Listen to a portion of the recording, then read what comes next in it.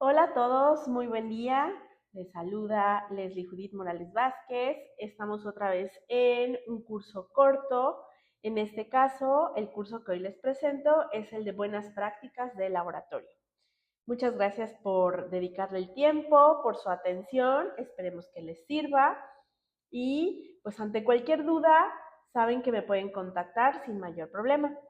Le agradezco también al químico Luis Alberto Novelo García, que es quien me ayuda para que ustedes puedan tener este material arriba y que sea de una forma remota, pero a la vez práctica, que llegue al alcance de ustedes pues el material, ¿no?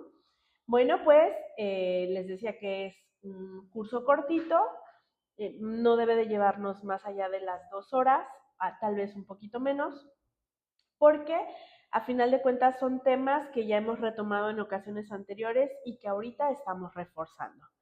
Pues sin más, vamos a comenzar.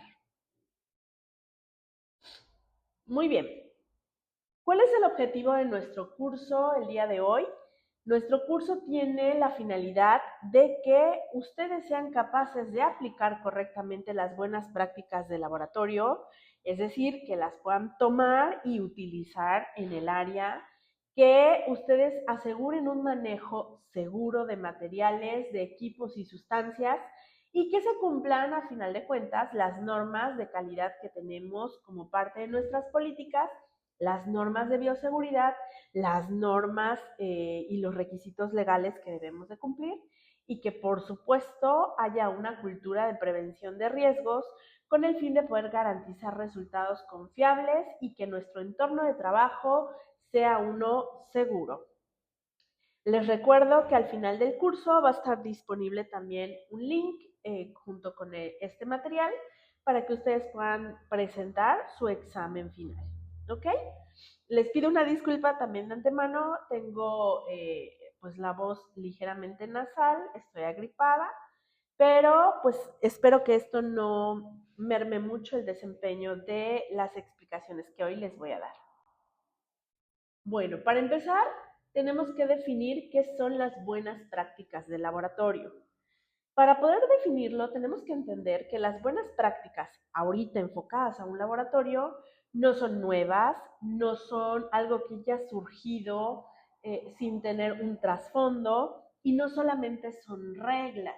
Las buenas prácticas de laboratorio son un sistema de calidad también por sí mismas que abarca nuestra organización, las condiciones en las que estamos en el laboratorio y por supuesto nosotros como factor humano. Las buenas prácticas de laboratorio podríamos decir que son las normas con las cuales nos organizamos, así como las técnicas que garantizan nuestra calidad, garantizan nuestra integridad y la trazabilidad de los datos en los estudios que realizamos. Se basan también en utilizar equipos que estén bajo los mantenimientos y las calibraciones correctas de manera indirecta, bajo protocolos que están bien establecidos en nuestros documentos, también de manera indirecta, y, por supuesto, bajo el uso de personal que está capacitado para esto y que lleva unas medidas de seguridad estrictas, que se fija en todos aquellos detalles que pueden ser o convertirse en un futuro en un riesgo. El objetivo de las BPL, como solemos abreviarlas, de las buenas prácticas de laboratorio, es poder asegurar resultados confiables, pero además tener un entorno para mí y para el paciente y para mis compañeros que sea seguro. Habiendo definido nuestras principales prácticas de laboratorio o nuestras buenas prácticas de laboratorio, quiero presentarles cuáles son las que solemos ver en nuestro campo. Es decir, cuáles nos hemos topado todos los días, que podemos entender si las hemos o no las hemos practicado y poder motivarnos a llevarlas a cabo o a ser más conscientes de que en el día a día estamos apegados a estas buenas prácticas y por lo tanto nos estamos desempeñando con seguridad, sentido común y criterio. Bueno, una de las principales buenas prácticas de laboratorio es la seguridad personal. ¿A qué nos referimos con la seguridad personal? Es utilizar obligatoriamente un equipo de protección, como por ejemplo nuestra bata, nuestros guantes, nuestros lentes o gogles o gafas de seguridad, los zapatos cerrados, así como otras formas de actuar que nos mantienen dentro de ese campo de seguridad personal, como por ejemplo no joyería o no joyería que pueda en algún momento causar algún accidente, el cabello recogido en el caso de los que tengamos el cabello largo, a lo mejor un guardapelo, es decir, la seguridad personal como una buena práctica de laboratorio es obligatoria, es decir, es ese conjunto de actividades que nos mantienen seguros dentro de nuestras actividades diarias en el campo laboral, ¿ok? También tenemos las prohibiciones. Bueno, las prohibiciones, como su nombre lo dice, es aquello que ya nos dijeron desde el día uno que entramos al laboratorio que no podemos hacer. ¿Y qué es aquello que nos dijeron desde el día uno y que es importante tener en cuenta constantemente? Primero, que no debemos de comer, no debemos de beber dentro del laboratorio, no debemos de guardar nuestros alimentos en las áreas destinadas al laboratorio y al área de procesos, no debemos fumar, por supuesto, aplicarnos cosméticos o manipular nuestros lentes de contacto directamente en el área de trabajo. Por supuesto, esto apegado a que podemos tener accidentes dentro del mismo campo o contaminaciones cruzadas. Es decir, tanto nosotros podemos dejar algún tipo de rastro que cambie el resultado final que estoy buscando o al revés, nosotros nos podemos llevar algún patógeno o algún fluido o sustancia que a la larga nos pueda ocasionar alguna enfermedad o mínimo que nos ponga en riesgo. ¿Ok? Después tenemos el orden y la limpieza. Esa es otra buena práctica del laboratorio. ¿Qué quiere decir el orden y la limpieza?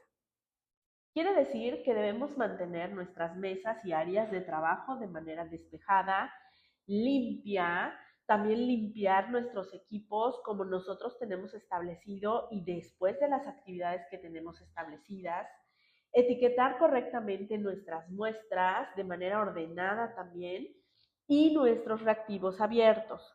Es decir, debemos de tener una estructura de cómo están organizadas las cosas dentro del laboratorio para que todos los que trabajamos, ya sea en un solo turno o en turnos distintos, puedan seguir, a final de cuentas, esa estructura y que se dé la continuidad del servicio. Es decir, que no voy a estar cambiando las cosas nada más porque a mí no me gusta que estén así, cuando ya hay un orden determinado que permite la practicidad del laboratorio. ¿Puedo proponer una mejora? Por supuesto que la puedo proponer, pero no mermamos el orden si no hay necesidad y si no se ha analizado cuál es la ventaja de hacer los cambios. Y la limpieza es parte de nosotros como personas, es parte, por supuesto, de nuestra profesión.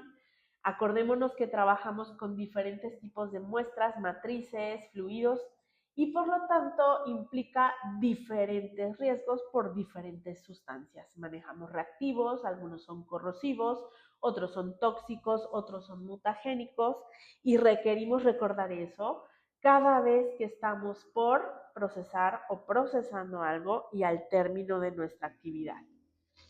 También podemos hablar de otra buena práctica llamada manejo de materiales, también incluidos aquí los reactivos.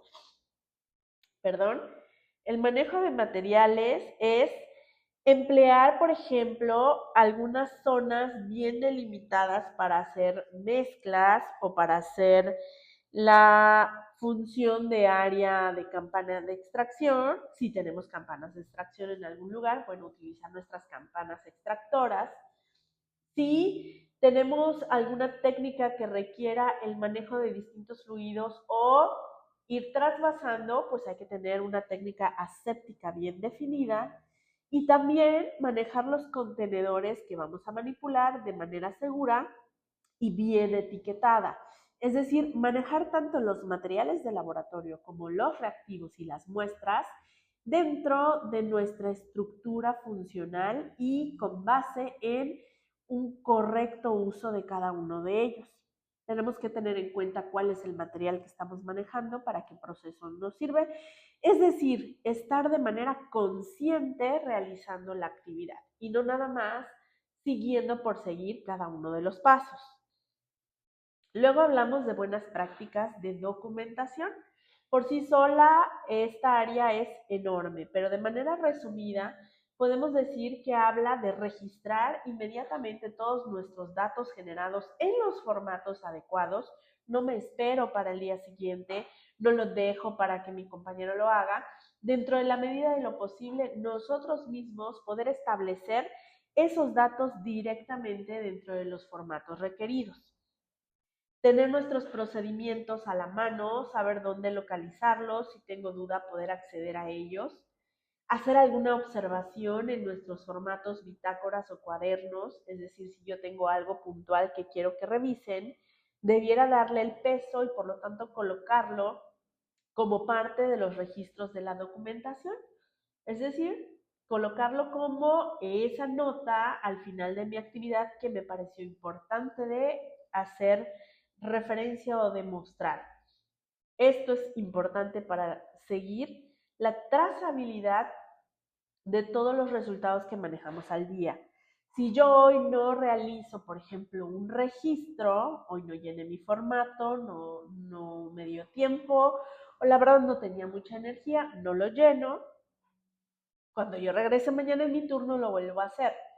El problema de esto es que si durante el cambio de turno sucede algo y se requiere revisar cuál fue el camino que siguió la muestra y qué resultados fue dando, es decir, la trazabilidad, el rastro de la muestra, no lo vamos a cortar porque llega un punto en el que el registro que le debiera decir que a tal hora se procesó esto y nos dio esto no existe. Y aunque yo llegue al día siguiente a tratar de ponerlo en orden, ya se desfasó y ya no funcionó en ese momento la consulta. A eso también se le conoce como buena práctica en la documentación. La gestión de los equipos. En el caso de los equipos, es muy importante que mantengamos nuestro cronograma de mantenimientos, de limpieza de equipos actualizado. Es muy importante que se cumpla ese cronograma, es decir, que se realicen los mantenimientos preventivos y las calibraciones necesarias cuando los instrumentos así lo requieran, que le demos la limpieza en la periodicidad que tenemos establecido, que nuestros equipos de medición, nuestras balanzas, en este caso nuestra centrífuga y algunos otros equipos que utilizamos, de preferencia tengan una calificación o un documento que los avale como parte de todo un trabajo de mantenimiento que les fue realizado. Es decir, que tengamos evidencia de que se gestionaron nuestros equipos, que se solicitaron sus mantenimientos y que se llevaron a cabo. Y al final tenemos también nuestra gestión de residuos. Es parte de las buenas prácticas de laboratorio que nosotros gestionemos o que aprendamos a manejar, administrar, incluir, solicitar el desalojo, la recolección y la disposición final de aquellos residuos que quedan como parte de las actividades que nosotros realizamos. Es decir, de acuerdo con la normativa que aplique según el tipo de residuo, nosotros también debemos aprender a utilizar los contenedores adecuados, a dejarlos en los lugares señalados para ello y no andar moviendo cada contenedor o cada residuo dependiendo de donde hoy quiero o no quiero colocarlo. Es decir, también para nuestros residuos o nuestros desechos debe haber un proceso a cumplir con su debida documentación y registro de manejo del mismo. ¿Cuáles son los beneficios de que nosotros nos aboquemos a hacer todas estas prácticas dentro del laboratorio? Bueno, los beneficios son muchísimos, pero vamos a condensarlos en estos. Primero, que va a ser más fiable y va a haber mayor consistencia en los resultados que nosotros estamos entregando. Va a haber mayor confianza en nosotros. Va a ser congruente lo que dijimos que hicimos con el resultado que se entregó. Se disminuyen los errores y las duplicidades. Es decir, como soy capaz de rastrear qué pasó, como sé cuál fue el proceso de seguridad personal que llevé, como sé que tengo un orden, una limpieza y sé cómo gestiono mis residuos, entonces la cantidad de errores que pudiera estar cometiendo se limitan. Ya puedo decir que desecho este lado y este lado porque se hizo bien y me concentro en donde pudiera estar pasando el problema. Y duplicidad, porque entonces si tengo confianza en lo que estoy haciendo, no tengo necesidad de repetirlo, porque tengo un orden, porque tengo limpieza, porque me aseguro de tener completo mi material, porque mis equipos están gestionados, etcétera. ¿Ok? Otro de los beneficios es que hay seguridad para mí como manejador, hay seguridad para mis compañeros como parte del laboratorio y seguridad para el entorno que cubre nuestra zona, incluyendo el medio ambiente, porque estamos tratando de que no haya accidentes o derrames en el cual el laboratorio perjudique el contexto de hábitat en donde se está desarrollando, no afecta el ecosistema, o al menos lo hace de la forma en la que es esperada, gestionada y tratada, y no fuera de un área en el que no tenemos manejo y no tenemos contención. ¿Ok? Y para finalizar, pues nos permite tener aceptación y concordancia con laboratorios hacia afuera, con otros países, es decir, que tanto aquí como en Japón o en Estados Unidos, el resultado y la documentación yo la puedo presentar y va a ser recibida porque fue realizada bajo las prácticas adecuadas del laboratorio y bajo las normas que nos rigen. Bueno, ya hablamos entonces de qué son las buenas prácticas. Ahora, ¿qué rige a las buenas prácticas del laboratorio? Como ustedes pueden ver, principalmente tenemos dos principios, el cual uno de ellos es el que está en pantalla. Se llama principio de universalidad. ¿Qué quiere decir el principio de universalidad? Bueno, en el campo de las buenas prácticas de laboratorio o de las buenas prácticas, por ejemplo, en una unidad de salud o en una unidad de, este, de que maneja muestras o que maneja contacto con diferentes pacientes, el principio de universalidad nos dice que debemos tratar a todos los pacientes y a todas sus muestras como si fueran potencialmente infecciosos. Es decir, no voy a bajar la guardia por la razón de que estoy viendo al paciente completo, lo estoy viendo relativamente sano y creo que porque ya lo conozco y ya lo veo, entonces pudiera ser que no tenga ninguna enfermedad, no hay ninguna patogenicidad que cuidar y por lo tanto ningún agente infeccioso potencial. Y entonces bajo la guardia y no aplico todo mi equipo de seguridad, no aplico mis buenas prácticas de laboratorio y eso puede dar paso a que suceda un accidente o a que haya una contaminación o a que se cometan errores. Entonces, el primer principio que sostiene a las buenas prácticas de laboratorio es el de universalidad. Repetimos que toda muestra o todo paciente se van a considerar potencialmente infecciosos hasta que se nos demuestre que no lo son. Y nuestro segundo principio que sostiene las buenas prácticas de laboratorio es el principio de contención. Dentro de esto, primero tenemos que entender qué es la contención. El principio de contención deriva en realidad de algo que en su momento se conoció como política de contención. Fue una estrategia política hace muchos años que empezó en Estados Unidos, diseñada para que se impidiera la expansión de la influencia soviética y del movimiento del comunismo. A raíz de ahí se establecieron estrategias que permitieron, pues literal, delimitar cuáles eran las zonas en donde había este tipo de influencia comunista. Ahora, aterrizado al área de la salud, el principio de contención tiene el objetivo de contener, literal, o de delimitar la expansión de todos aquellos materiales peligrosos o aquellos agentes infecciosos que pudieran afectar al contexto, al lugar o al personal que está cerca de ellos. Es decir, que si lo vemos en términos del uso de seguridad laboral como principio de contención, no podemos estar dentro de una zona que tiene delimitada las partes entre lo que es dañino, lo que es riesgoso y lo que a lo mejor representa una afectación total o parcial de quienes van a tener que interactuar con esa delimitación. Para esto se establecen barreras primarias y barreras secundarias. Las barreras primarias las conocemos nosotros ya en el laboratorio como el equipo de protección personal, y las barreras secundarias pues es toda la infraestructura que nos ayuda a delimitar las áreas del laboratorio, las zonas, la zona de donde es toma de muestras, de la que es el área administrativa y de la que es el área de procesos. Y entonces es cuando entendemos que tenemos que adentrarnos a lo que es como tal el equipo de protección personal, porque esa va a ser nuestra barrera primaria.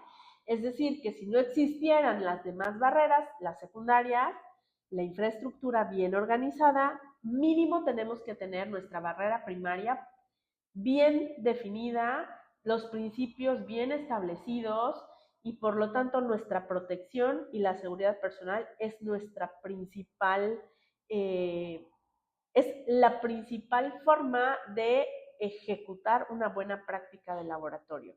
Lo primero que hacemos es asegurarnos de que nosotros estamos fuera del alcance del riesgo que se está llevando a cabo. Dentro de estas barreras primarias, tenemos que definir que el equipo de protección personal es cualquier equipo o cualquier dispositivo que se diseña para que se utilice por los trabajadores, llámese de la salud, llámese de cualquier otro entorno, que permite protegerlos de los riesgos que hay en el entorno laboral que les pueden causar lesiones o enfermedades. ¿Qué incluye el equipo de protección personal? Saben ustedes que incluye la bata como parte de nuestro trabajo, es decir, protección para el cuerpo. Los guantes, protección para las manos y las extremidades. Los gogles o los lentes como parte de la protección ocular. Y el zapato cerrado, de preferencia botas con casquillo, que es parte de nuestras extremidades más lejanas. Nos protege de manera física contra los peligros que son físicos, químicos, biológicos o ergonómicos. Es muy importante darle el peso que tienen como tal. El equipo de protección personal no es una opción, no es un si quiero. El equipo de protección personal es una regla, es un debes. Sí o sí tengo que tenerlo puesto para poder enfrentarme a esa situación de salud. ¿Ok? Ahora, es muy importante que dentro del uso del equipo de protección personal tengamos en cuenta cuáles son los principios que lo rigen. Primero, o primer principio, el uso es obligatorio. Siempre debemos usar el equipo de protección personal cada vez que identifiquemos riesgos que no se puedan eliminar antes de nosotros adentrarnos a ese lugar o a esa toma de muestras. Si existen riesgos que no se pueden eliminar, entonces no hay opción. Se utiliza equipo de protección personal. También el segundo principio nos recuerda que todo equipo de protección personal, como su nombre lo dice, es personal. Es decir, debe ser individual y debe ser de acuerdo a la talla, el peso y la forma de quien lo usa. Si bien cuando no hay de otra podemos utilizar equipo de protección personal de otro elemento o de otro compañero, no es lo ideal. Lo ideal es tener el propio con nuestros datos, de nuestra forma, con nuestra personalización para que pueda ser eficiente.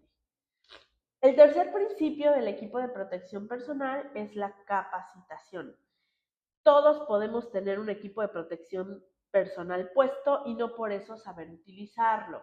Es muy importante que quienes utilicen este equipo de protección personal estén capacitados para ello, es decir, que hayan sido entrenados en su uso, en cuáles son las limitaciones, es decir, qué sí puedo hacer con ellos y qué no, y en el mantenimiento del mismo, a quiénes se les da mantenimiento, cada cuándo, con qué, quiénes le dan mantenimiento y quiénes son desechados. El siguiente principio, el penúltimo, perdón, es el de mantenimiento.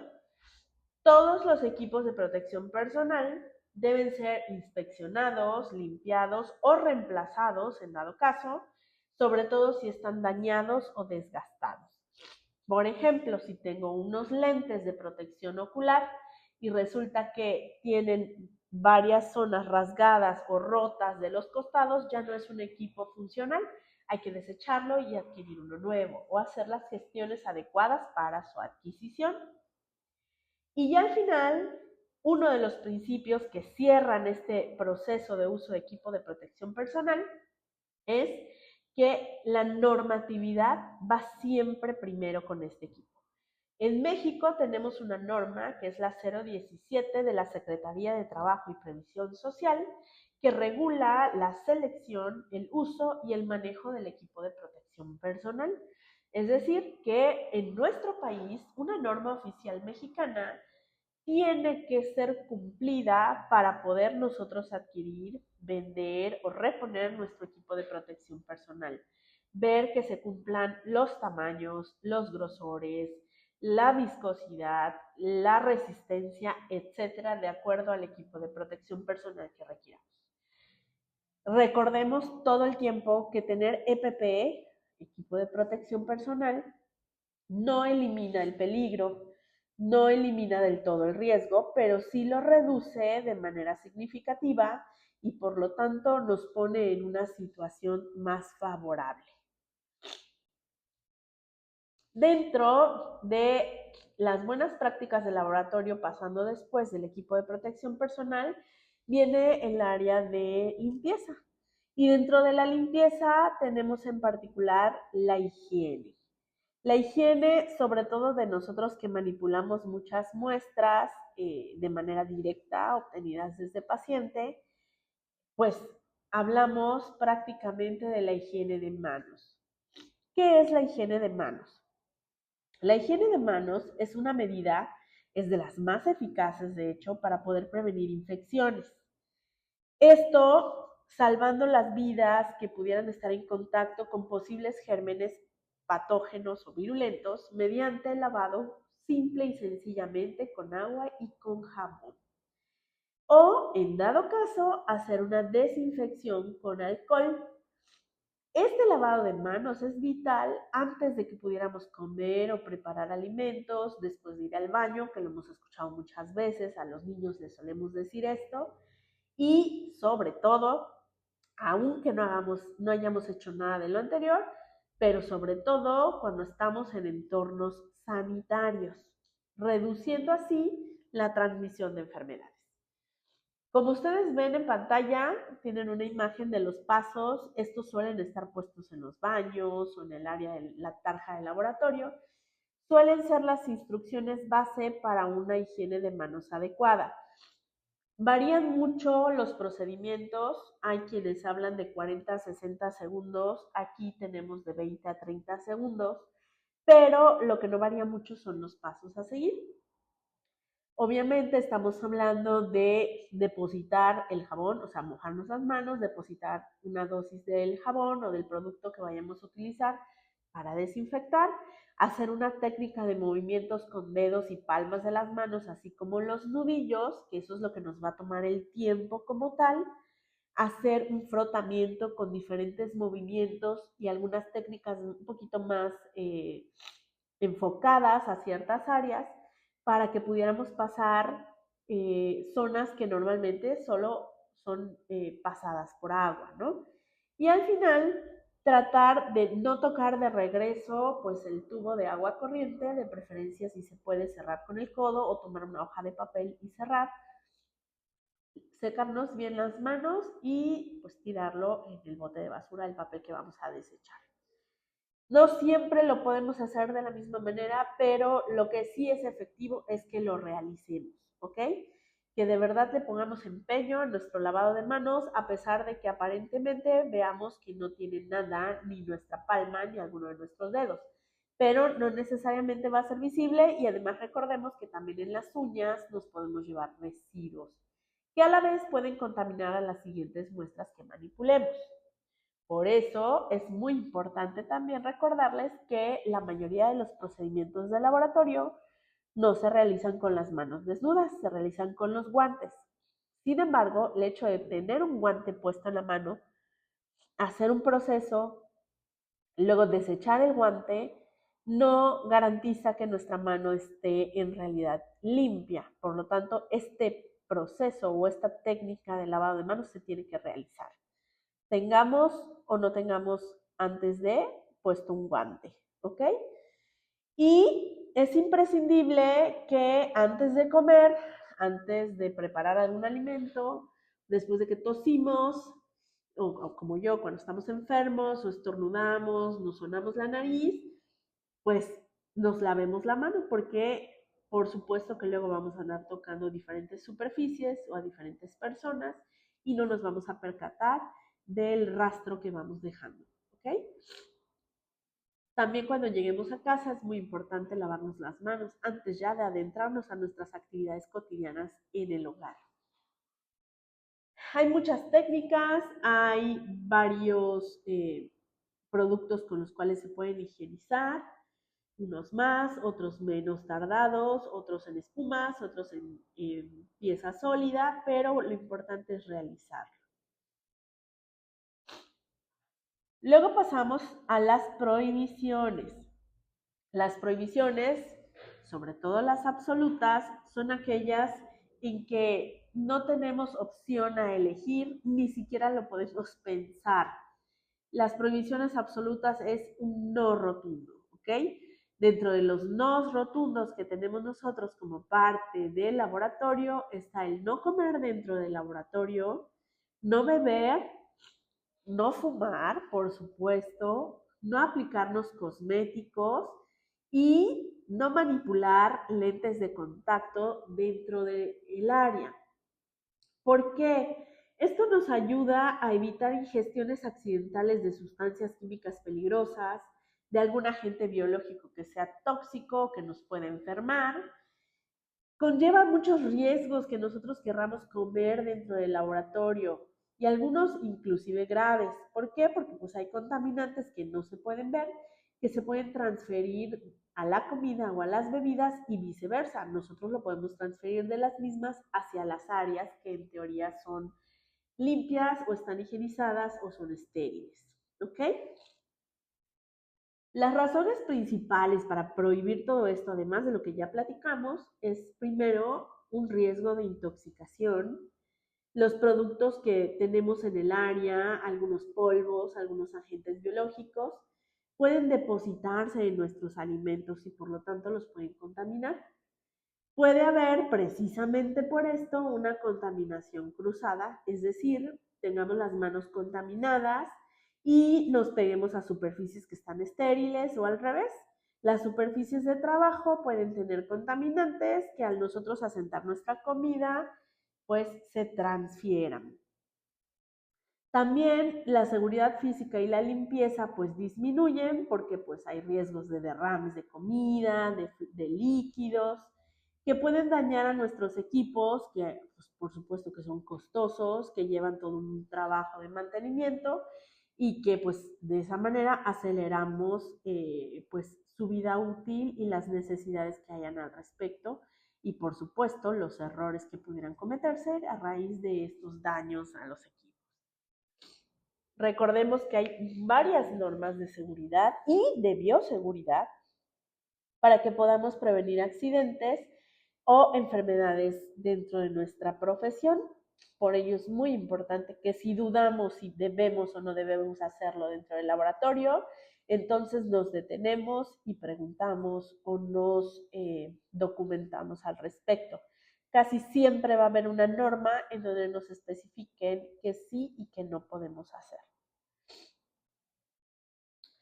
Después, dentro del apartado de la seguridad y la bioseguridad laboral, existen las buenas prácticas de laboratorio enfocadas a la etapa preanalítica, es decir, a la parte de donde obtenemos las muestras en el laboratorio y que son mucho de la razón de ser del mismo.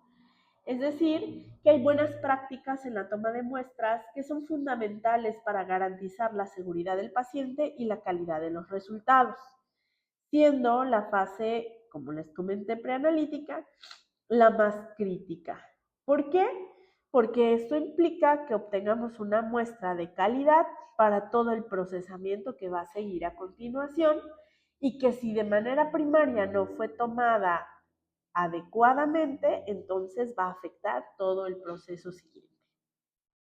El laboratorio es un entorno de riesgo, solo que es un entorno de riesgo que debe tener control. La bioseguridad no es opcional, es parte de nuestro marco con el que nos desarrollamos. La fase preanalítica es donde ocurren casi siempre el mayor porcentaje de errores que tiene un laboratorio. Esto porque pues tenemos varias variables, valga la redundancia, de efectos de personas y de trabajos que entran en el común denominador de obtener una muestra, desde el paciente, el material, la técnica, el personal, el conocimiento y por supuesto la aplicación de documentación que está vigente al respecto. Dentro de las buenas prácticas de la toma de muestras, pues tenemos varias que son principales. Por ejemplo, la parte de la identificación del paciente. Es muy importante utilizar al menos 2 identificadores únicos, es decir, el nombre completo, para que no haya duda de quién es, la fecha de nacimiento o el número de expediente antes de la toma. Es decir, mínimo debo de tener 2 datos que no deban ser repetibles con cualquier otro paciente para que yo pueda identificar a quién le estoy tomando la muestra y posteriormente a quién le pertenece la muestra que ya fue tomada. Es muy importante preguntarle el nombre al paciente, no solo leerle la orden. A veces el paciente no está pendiente porque está en una situación vulnerable, porque no es una muestra que quisiera dar, pero a veces no está pendiente de cuando le estamos dando o la información o leyendo sus datos. Él te puede decir que sí o ella te puede decir que sí y en realidad no está escuchando lo que nosotros estamos platicando o lo que nosotros estamos repitiendo. Por eso es muy importante preguntarle su nombre, que ellos sean conscientes del nombre que nos dicen. Y entonces nosotros comparamos con la etiqueta. Lo mismo con la fecha de nacimiento. Y si es posible, que esto no siempre es posible, pero si es posible, verificar con una segunda fuente, como por ejemplo su identificación oficial, ya sea el INE o el Instituto Nacional de Electores, o a lo mejor el pasaporte, la licencia, alguna identificación que traiga una fotografía que permita oficializar los datos que nos está entregando. También en este apartado es muy importante hacerles conscientes, yo sé que esto lo sabemos todos, pero es muy importante volver a concientizar, que en este apartado es donde entra nuestra preparación previa a la toma, donde les informamos al paciente y a la paciente cuál es el procedimiento que vamos a seguir, verificamos si cumplen nuestros criterios de aceptación o rechazo, a pesar de que en la recepción ya les hayan preguntado, y nos aseguramos de que tenemos su consentimiento y está bien informado. Es decir, que si en recepción no dio su consentimiento, no entendió que le pedimos su consentimiento, aquí en este momento una buena práctica de laboratorio es, además de verificar la identificación del paciente, verificar si efectivamente entendió el procedimiento está consciente de que nos dio su consentimiento o que nos lo dé, que nos firme en ese momento y que además sabe qué estudios son los que solicitó. ¿Ok? Esta parte es bien importante y es una buena práctica del laboratorio. Luego, tenemos, por supuesto, el uso de técnicas asépticas, es decir, de utilizar, por ejemplo, un lavado de manos obligatorio para nosotros, del uso de guantes, de todo nuestro equipo de protección personal, todo lo que requiramos para cada paciente, preparar nuestro material, etcétera. Aquí entran las técnicas, los materiales, la preparación del sitio y tener en cuenta cuáles son nuestros desinfectantes y cuál es la forma en la que vamos a realizar la asepsia de la zona.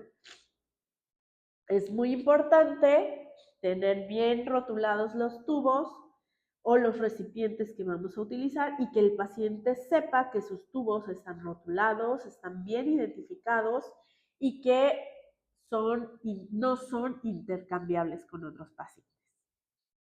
Luego viene la técnica de la punción, que eso ya es más retomado en las prácticas de la venopunción y las técnicas que pudiéramos ver en otra ocasión, pero vamos a recordar, de manera general, cuáles son algunas de las formas de obtener las muestras o las técnicas más bien. Primero, es muy importante identificar la zona. Generalmente nosotros nos manejamos en la fosa antecubital, donde están la cefálica, la basílica o la mediana, y utilizamos un torniquete. Es muy importante recordar que solemos no tener, pues ahora sí que ligado, como le decimos al paciente, más de 1 minuto para evitar la hemólisis y porque se vuelve incómodo, se vuelve molesto para el paciente y puede ocasionar alteraciones de otros datos. Luego, recordar cuál es el adecuado llenado de los tubos que manejamos, algunos más, menos en este orden. Tenemos que recordar que si queremos apegarnos, lo podemos hacer a los estándares que dicta la CLSI, que es la Clinical and Laboratory Standards Institute. Esto, obviamente, en apego junto con la OMS y algunos manuales internacionales. Y nos dicen estos manuales, como ven ustedes de manera más colorida en la pantalla, cuál es el orden de llenado. En primera instancia nos dicen que de preferencia hay que llenar el tubo azul, el tubo que tiene citrato de sodio, porque es muy sensible a la contaminación con otros anticoagulantes. Si lo que queremos es evitar esta contaminación, es muy importante hacerlo como tubo número 1. Este tubo no se debe sobrellenar, no se debe subllenar, es decir, ni pasarnos de la línea ni por debajo de la línea, porque nos puede dar resultados erróneos, ¿ok? Es hasta la marquita. Si por alguna razón tenemos antes hemocultivos para llenar, entonces utilizamos primero los frascos de hemocultivo para mantener la máxima esterilidad y después pasamos al tubo de coagulación. En el caso de los hemocultivos, si utilizamos la mariposita, primero llenamos el frasco aerobio y luego el del anaerobio, el medio para anaerobios, primero el de aerobios y luego el de anaerobios. Y si usamos jeringa, pues primero vamos a llenar el frasco anaerobio, ¿ok? Entonces viene el tubo de tapón azul, luego viene el tubo de suero, es decir, tubos con tapón rojo o tapón amarillo. Es importante que tengamos en cuenta si vamos a requerir que se encuentre el gel separador o no. A lo mejor nada más queremos el activador del coágulo, que es el rojo. ¿Ok? Vamos a hacer los movimientos de manera gentil, de 5 a 10 veces. Esto nos ayuda también a activar la coagulación y que no sea una coagulación parcial. Si tenemos un segundo tubo en tomar, bueno, también se coloca de la misma forma, sería el tubo número 3, si no quedamos en el tubo número 2, amarillo y rojo. Y finalizamos con el tubo con heparina o con el tubo con EDTA. El tubo con heparina, que es el de tapón verde, contienen heparina de litio o sodio y se utilizan para bioquímicas urgentes o gasometrías. Ese, si lo tenemos que llenar, lo vamos a hacer antes de los tubos con EDTA. Y luego viene el tubo con EDTA, que es el tapón lila o moradito, que se utiliza para las biometrías hemáticas. Se utiliza mucho en los bancos de sangre y es como uno de los tubos que casi diario vamos a utilizar. Recordemos que el EDTA es un gran anticoagulante y si este lo pasamos antes de los de coagulación, pues lo podemos alterar. Y al final podemos utilizar los tubos de tapón gris, que son, por ejemplo, inhibidores de la glucólisis. Contienen fluoruros de sodio, a veces oxalatos de potasio y se utilizan, por ejemplo, para lactatos o para glucosa. Es bien importante tener en cuenta que al momento de sacar los tubos se deben de invertir sí o sí de manera gentil, dependiendo del tapón es a lo mejor cuántas veces o qué tan fuerte o qué no, pero lo que sí es sumamente, digamos que definitivo, es que las mezclas deben ser realizadas de manera gentil. Es nuevamente un tip como de recomendación general, que cuando invertimos los tubos, ya sea de 5 a 10 veces o de 8 a 10 veces, sea inmediatamente que se obtenga la muestra y que nunca se agite con fuerza, porque podemos romper los glóbulos rojos y generar una hemólisis. Si solo extraemos un tubo y utilizamos a lo mejor un sistema al lado, es importante que, o algunas de las literaturas sugieren, que se utilice un tubo de descarte, es decir, se saca primero el aire del sistema con un tubo que no va a servirnos para asegurar que el tubo azul se llene hasta la marca. Perdón. Al final de la toma, cuando ya la realizamos, es importante que no agitemos, que recordemos cuáles son las formas de inversión, que recordemos cuándo cuándo es que debemos agitar más o menos, pero nunca hacerlo vigorosamente, ¿ok? Eso es un manejo de la postoma. En el caso del RPBI, es importante que recordemos que entra como parte de las prácticas de bioseguridad que seguimos en el laboratorio. Hemos tenido algunos cursos al respecto de este. Lo más seguro tengamos un curso más. No podríamos dejar de actualizarnos en este tema porque es sí o sí una de las grandes ramas de las buenas prácticas de laboratorio y por lo tanto es una de las grandes preocupaciones el que el personal esté capacitado para poder manejar, gestionar y deshacerse del RPBI.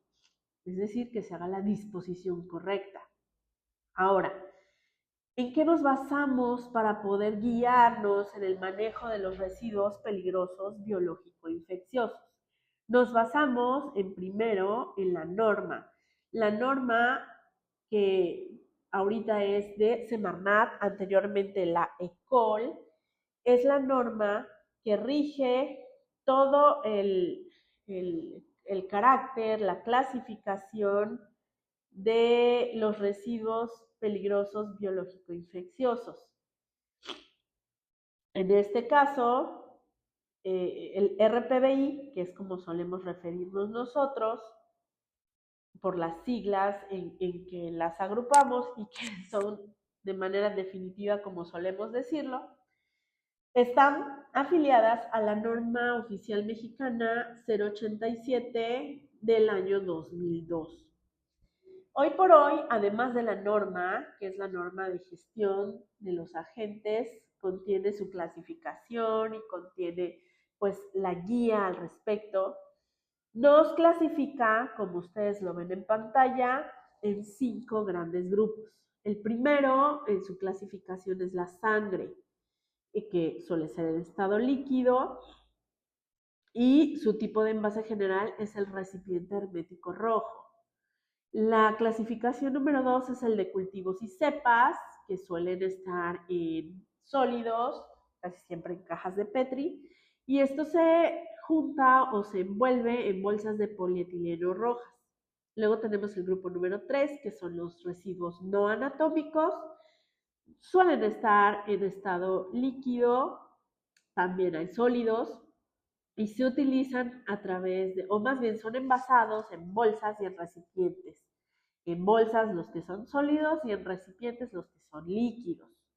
Y en el grupo número 4 tenemos a los objetos punzocortantes. Su estado suele ser sólido y su tipo de envase es un recipiente rígido para poder contener aquello que nos pueda lastimar. Y como grupo final tenemos a los patológicos, que su estado suele ser sólido, que también hay líquidos, que se contienen en bolsas cuando son sólidos y en recipientes amarillos cuando son líquidos.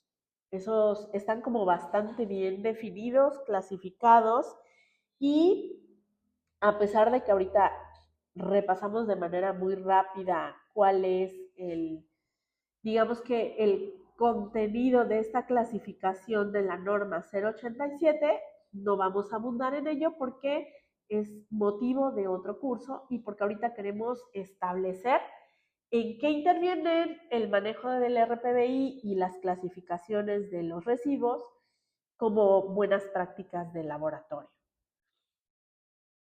Existe una guía que se apega a la NOM 087, que nos dice cuál es el cumplimiento de esta norma oficial mexicana para el manejo de los residuos peligrosos biológico-infecciosos. Dentro de esta guía de cumplimiento nos dice estas reglas que son las reglas de oro.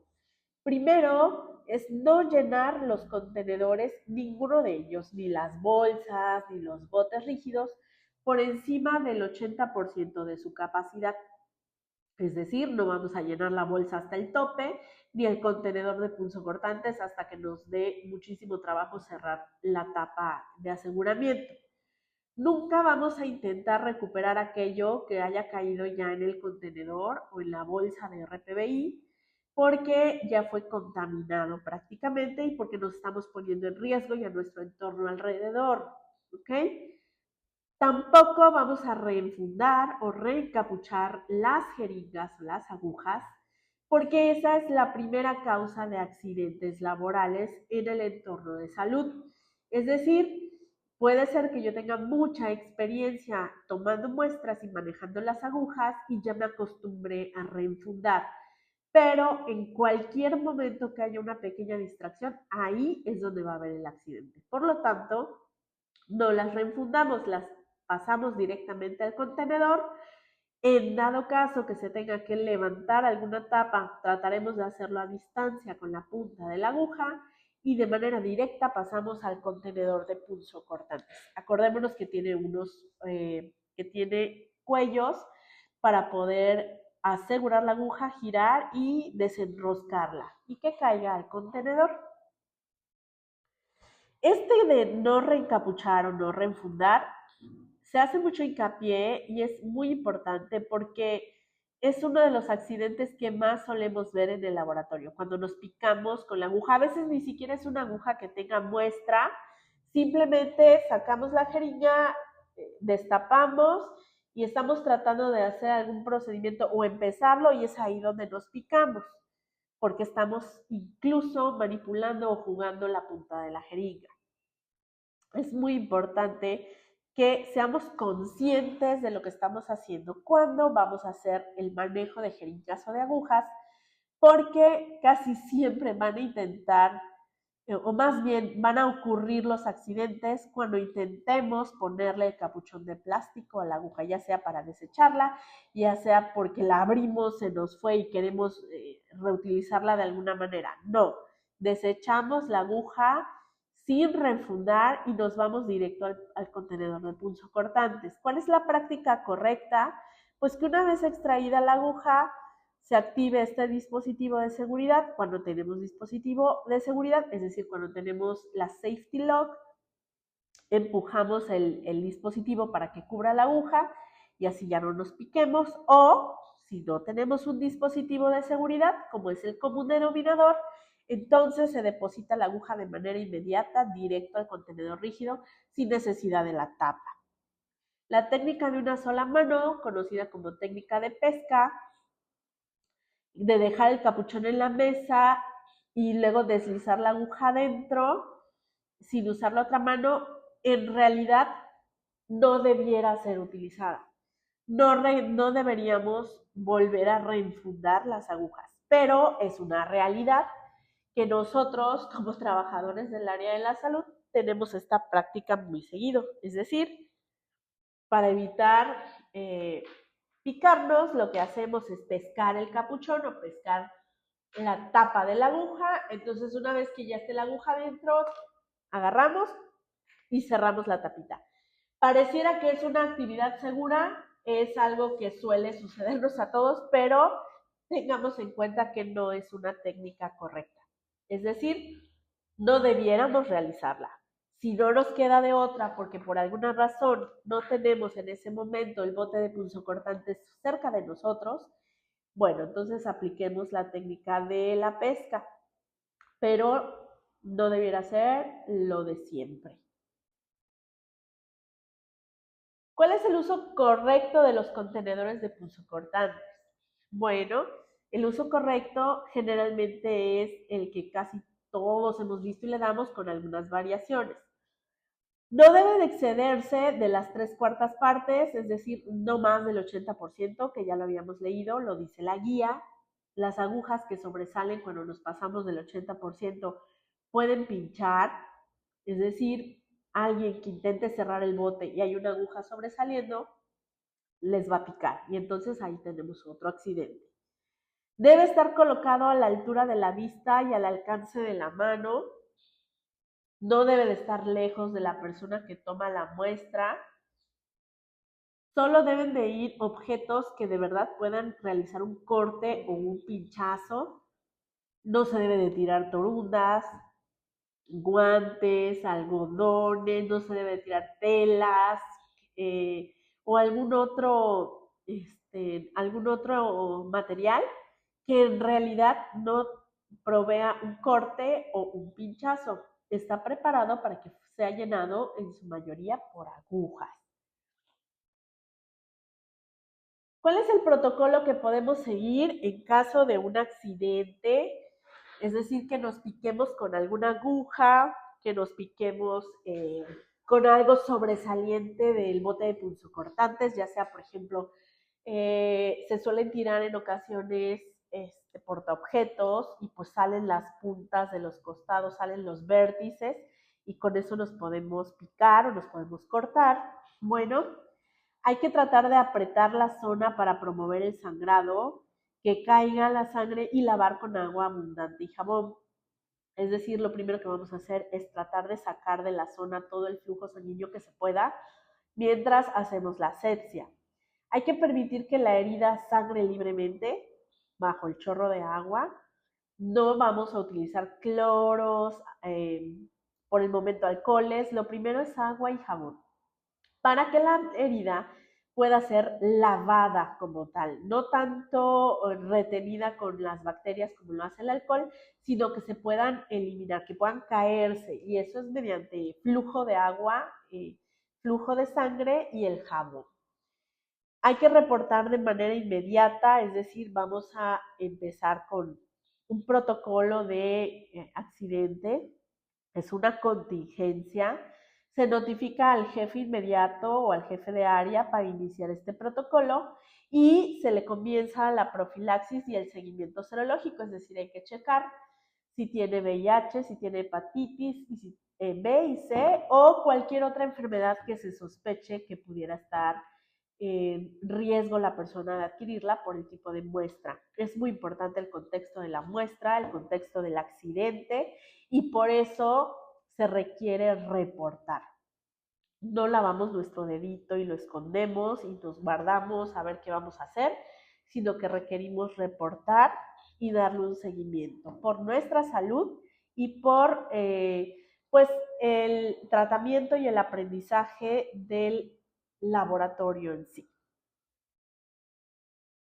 Sobre este apartado, sí quisiera agregar que en ocasiones no va a ser solo la aguja la que suceda.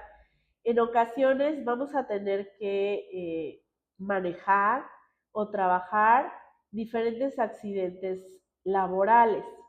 Pero en el caso de un accidente laboral, que valga la redundancia, vamos a definir,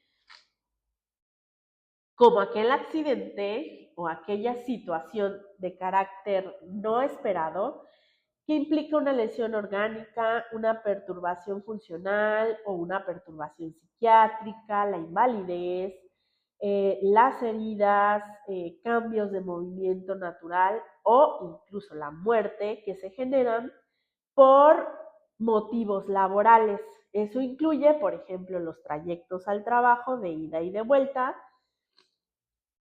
incluye, por ejemplo, emisiones en el área de las jornadas, caídas a distintos niveles, obviamente los piquetes accidentales con las agujas, caída de material biológico a lo mejor en nuestras manos o en la dermis, salpicaduras en los ojos, entre muchas otras cosas que pudieran sucedernos como parte del trabajo que realizamos y de las muestras o de los reactivos y materiales que manejamos.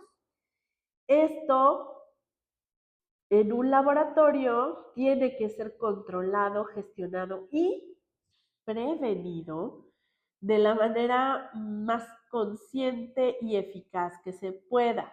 Casi siempre hablamos de prevenirnos sobre cómo manipulamos las sustancias peligrosas, en qué momento utilizamos instrumental que es frágil, como el vidrio, en qué momento a lo mejor están sucediendo fallos en el equipo electrónico o en equipos que se tienen que calentar, como las placas.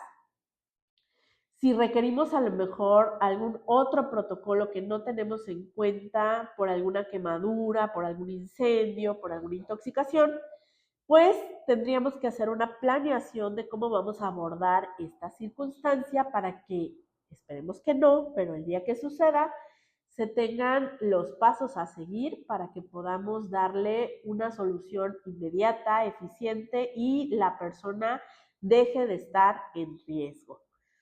¿Cuáles son los más comunes de estos accidentes o riesgos de trabajo? Bueno, los cortes y las heridas, que ya hablamos de ellos, las quemaduras, que pueden ser térmicas, porque toqué un material que estaba muy caliente, o pueden ser químicas, porque toqué un ácido muy fuerte, las salpicaduras, que se dan por contacto con reactivos tóxicos o corrosivos por muestras que nos caen, ya sea en la piel o en los ojos, las intoxicaciones, porque inhalé algún vapor que también tenía algún tema tóxico, o porque de manera accidental me tomé o hubo ingestión de algún material químico, o la piel absorbió alguna sustancia química, y de los incendios y explosiones que se pueden generar por la inflamación de algún solvente orgánico o por alguna reacción química que no tuvo control. ¿Ok? Generalmente esto cada uno va a tener su proceder. Por ejemplo, en el caso de salpicaduras en los ojos, pues hay que lavar de manera inmediata con agua de manera abundante, ya sea en el lavaojos o en una ducha durante 15 a 20 minutos. Abrimos la regadera y a todo lo que da para que se puedan lavar las salpicaduras. Si es una quemadura térmica, bueno, habría que aplicar agua fría sobre la zona, mínimo unos 15 a 20 minutos y darle seguimiento para ver qué tipo de quemadura pudiera estarse presentando. Si hay una inhalación de gases, bueno, entonces a lo mejor va a tocar que se haga el traslado al lugar más ventilado para que puedan realizarse la dispersión de los vapores. Y si es necesario, una administración de oxígeno o algún ejercicio de RCP. Y en el caso de un derrame químico, pues hay que evacuar el área para que no se esté teniendo contacto con ella, hay que delimitarla y neutralizar el vertido con algún producto que sea absorbente, que sea específico para aquello que se virtió antes de ya hacer la recogida con otro material absorbente. Luego viene la limpieza del lugar de manera posterior, cuando ya no haya el riesgo biológico como tal de lo que se derramó o el riesgo químico. ¿Para qué o qué es lo que nos ayuda a prevenir estos accidentes? Por supuesto que la planeación. Como punto número 2, el equipo de protección. Siempre el equipo de protección es sí o sí. Los hábitos o buenas prácticas prohibidas, es decir, aquello de no comer, no beber, no fumar, el pelo recogido, no joyas que pudieran interaccionar, no la ropa que se puede enganchar, que haya orden y limpieza en el lugar para que todo pueda estar despejado, las salidas de emergencia no tengan obstáculos y no haya algo que impida poder identificar dónde está el problema. Y pues el etiquetado. Sabemos que existen pictogramas para evitar accidentes, pictogramas de peligro, pictogramas también basados en el manejo de sustancias químicas peligrosas, como la NOM 019 de la Secretaría de Trabajo y Previsión Social, donde nos habla del sistema global armonizado, que nos permite poder, a través de dibujos más sencillos y de hojas de seguridad química más sencillas, identificar cuáles son los peligros que nos rodean por las sustancias que manejamos. Es decir, que el manejo de los accidentes laborales es parte de una de las buenas prácticas de laboratorio y que se basa en los diferentes principales formas o métodos de abordar estas prácticas día a día. Muy bien. Perdónenme, es que se está cerrando muchísimo mi garganta y mi nariz. Bueno, vamos a pasar al apartado de las conclusiones. Como conclusiones, nosotros tenemos que tener sumamente presente que las buenas prácticas de laboratorio son fundamentales. No es algo que podemos decidir si lo hacemos o no, no es algo que un día sí lo ejecutamos y otro día pues lo dejo para después. No es un tema que requiera alguna algún cambio completo del personal o algún cambio completo de infraestructura, pero sí es un tema que requiera la participación de ambas áreas y de diversas formas. Las buenas prácticas de laboratorio son esenciales para garantizar la calidad, la integridad, la trazabilidad de los datos que están realizándose, es decir, de todos los resultados que estamos llevando a cabo. No puedo entregar un resultado o no debiera yo entregar un resultado si todo mi proceso incumplió en las buenas prácticas de laboratorio, porque estamos seguros que incumplió en las normas y por lo tanto incumplió en la gestión de la calidad del producto o del resultado que voy a entregar. Es decir, que no puedo asegurar que hay un resultado confiable y que además lo puedo volver a realizar porque es reproducible. No hay buenas prácticas de laboratorio, entonces no hay calidad, no hay integridad y no hay trazabilidad. La implementación correcta de las buenas prácticas de laboratorio no solo cumple con las normas que son regulatorias a nivel nacional, sino cumple con las normas regulatorias que son locales y minimiza riesgos de operación.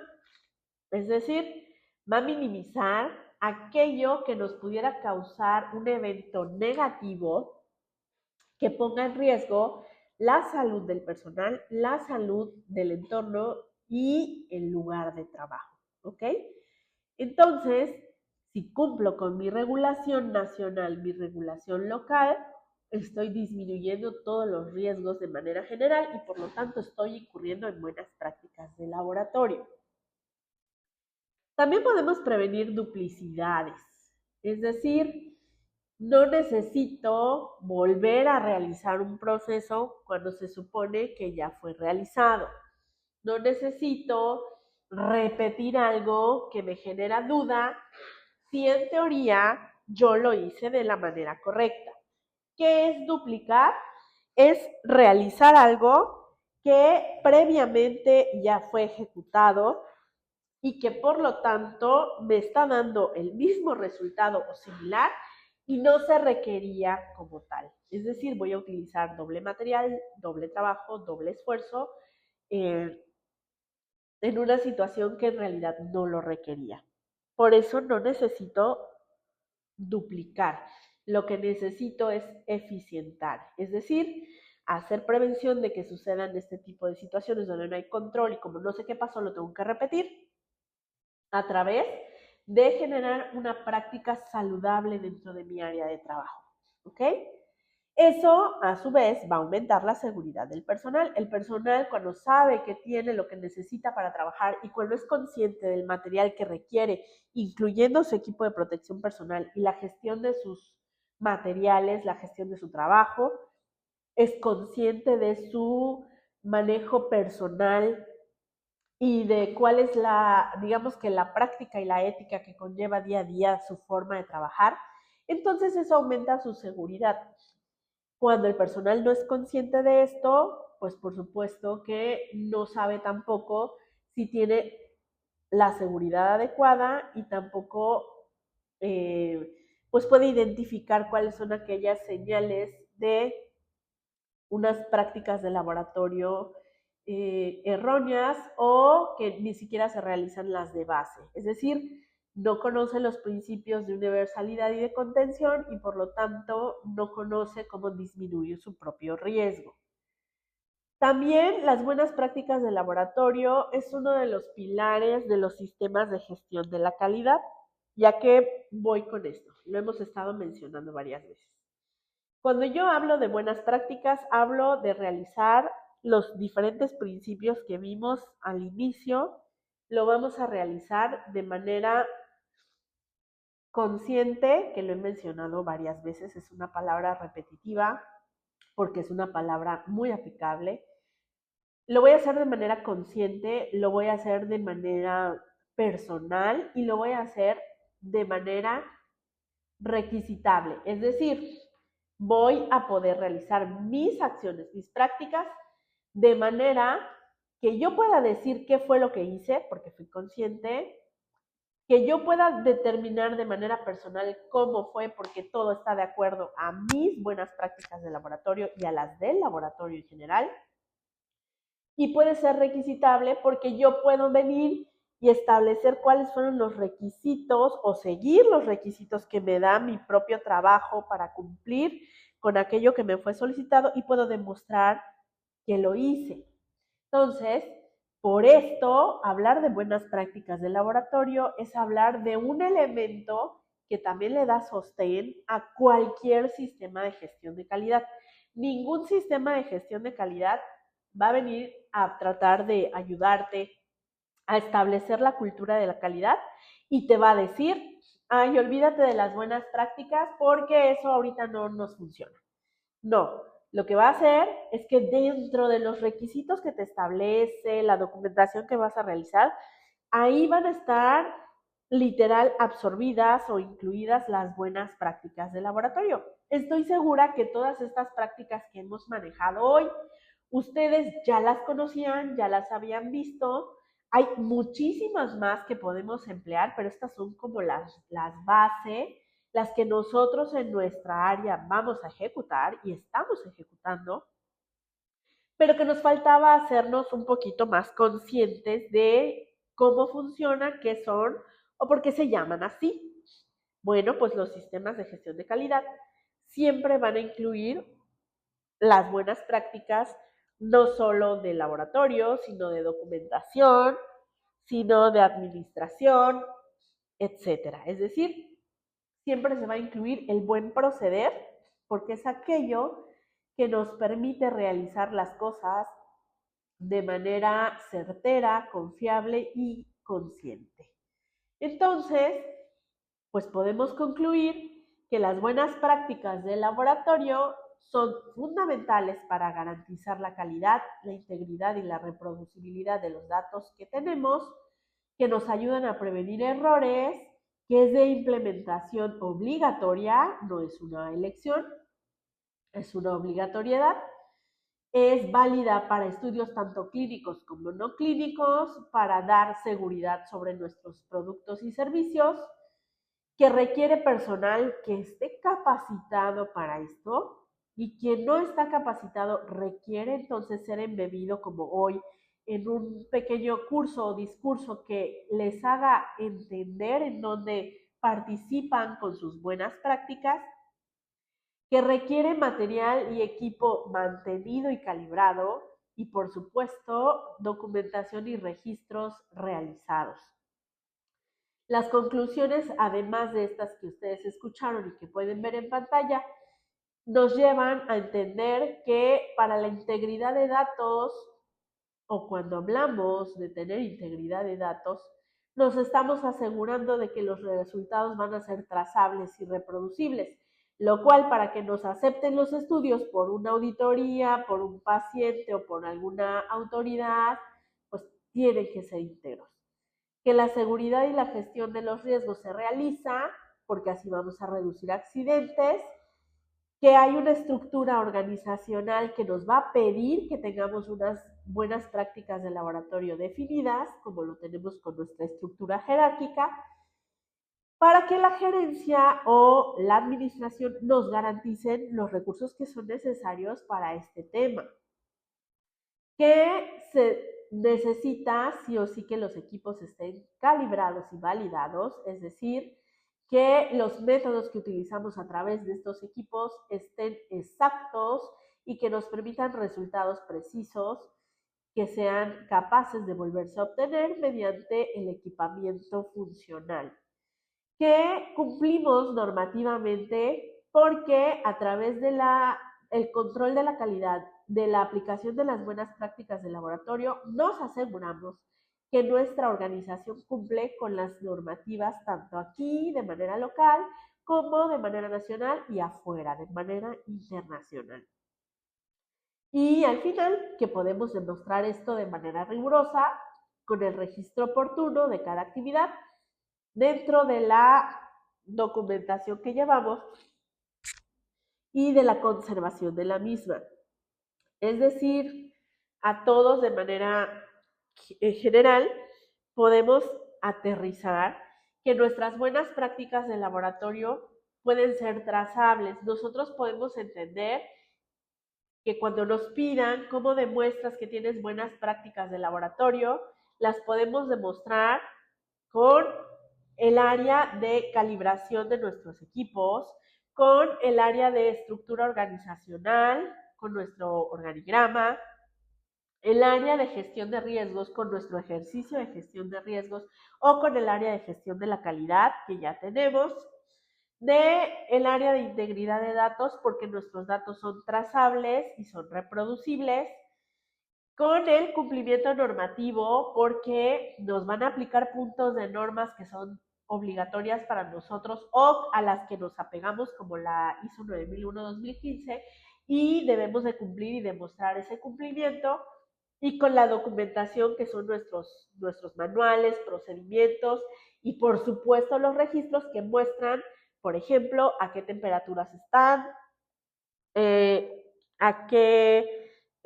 qué momento fue asentado un resultado, qué equipo proveyó el resultado, con qué cuenta o no cuenta ese equipo, con qué contamos o no contamos en el laboratorio, y dónde tienen ustedes su equipo de protección personal que utilizan para las tomas, para los procesos analíticos o, en dado caso, el área administrativa para su reporte de resultados. Todo eso que parece no estar encadenado entre sí o engarzado, en realidad sí lo está. Y una de las formas de entenderlo es cuando nadamos un poquito en estas buenas prácticas de laboratorio, cuando tratamos un poquito de entender de qué forma participamos para hacer las cosas de manera correcta o de qué forma no participamos. Y han visto ustedes a través de la presentación que ustedes en general realizan las buenas prácticas de laboratorio, pero tal vez no somos tan conscientes siempre de a qué le llamamos buenas prácticas o a qué clasificamos como una buena práctica de laboratorio. Sin embargo, les quiero recordar que no son las únicas, que hay muchísimas más, que podemos englobar inclusive o extender las ramas de las buenas prácticas de laboratorio hacia otras áreas, como ustedes lo han escuchado. Por ejemplo, podemos extendernos hacia los procedimientos operativos, revisarlos, nos podemos extender hacia las instalaciones de manera general, hacer un check de cómo están diseñadas, preparadas y ubicadas, hacia el programa en general de la calidad, es decir, ver en qué normas participamos, cómo, dónde, con qué actividades. Es una buena práctica del laboratorio estar enterados de cómo funciona nuestro sistema de gestión, de cómo compartimos nuestros archivos, esa es otra rama, cómo se almacenan y se conservan nuestros archivos, cómo manejamos un drive, cómo compartimos nuestros documentos, a quién, ¿ok? Todo eso es gestión y todo entra dentro del cumplimiento normativo y por lo tanto de las buenas prácticas del laboratorio. Hablar de estos son temas muy extendidos, es un tema que tiene muchas aristas y que puede ser muy largo o muy corto, como se necesite, pero que no es ajeno a ninguno de nosotros. Y pues ya para finalizar, les quiero pedir una gran disculpa porque la gripe de repente sí me cortaba mucho la forma de platicarles. Vamos a terminar ya la presentación. Fue una presentación relativamente corta. Probablemente vamos a extender alguna de las ramas de esto para siguientes presentaciones y les agradezco mucho toda la atención que me dieron el día de hoy. Espero que les pueda servir la información y que si alguno tiene alguna buena práctica de laboratorio que a lo mejor hoy no haya sido mencionada, que le parece sumamente importante y que quiere que profundicemos al respecto, pues me la haga llegar para que podamos revisar y plantear pues, cuáles son las opciones para presentarles la información. Muchísimas gracias por su tiempo. Espero que haya sido un tema fluido, relajado y sobre todo aprovechable. Cualquier cosa estoy a su disposición y les agradezco toda la que ustedes tuvieron conmigo el día de hoy, a pesar de cómo sueno. Muchas gracias.